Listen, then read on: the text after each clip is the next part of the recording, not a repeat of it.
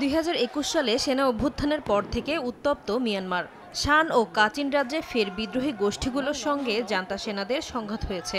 এ সময় ড্রোন, বিমান ও ভারী অস্ত্র দিয়ে বিদ্রোহীদের অবস্থান লক্ষ্য করে হামলা চালায় সেনারা।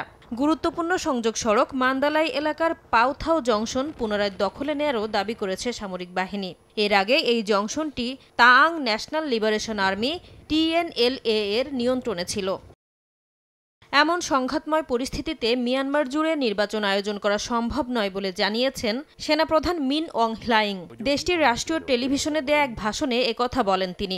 চলমান সংঘাত ও দেশের বিভিন্ন অঞ্চলের নিয়ন্ত্রণ বিদ্রোহীদের কাছে চলে যাওয়ায় সব এলাকায় সরকারের পক্ষে আদমশুমারি পরিচালনা করা সম্ভব হবে না বলে আগেই ধারণা করেছিলেন সংশ্লিষ্টরা। এবার সেই অপারগতা আনুষ্ঠানিকভাবে স্বীকার করে নিল জান্তা সরকার। ডেন্টিস্টের পরামর্শ নাও নতুন কোলগেট অ্যাক্টিভ সল্ট।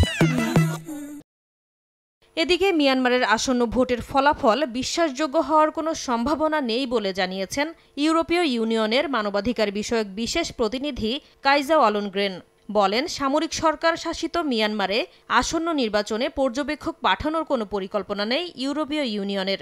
দেশটিতে অবাধ ও সুষ্ঠু নির্বাচনের জন্য প্রয়োজনীয় শর্ত পূরণ হয়নি বলেও এ সময় মন্তব্য করেন তিনি। এসব ঘটনার মধ্যে মিয়ানমারের আসন্ন নির্বাচনকে প্রহসন হিসেবে দেখছে পশ্চিমা দেশসহ সমালোচকরা। যে কোনো উপায়ে নির্বাচন আয়োজন করে জান্তা সরকারের শাসনকে বৈধতা দেওয়ার উদ্দেশ্যেই এ আয়োজন বলে মনে করছেন রাজনৈতিক বিশ্লেষকরা। নাসরিন রুমি, সময় সংবাদ।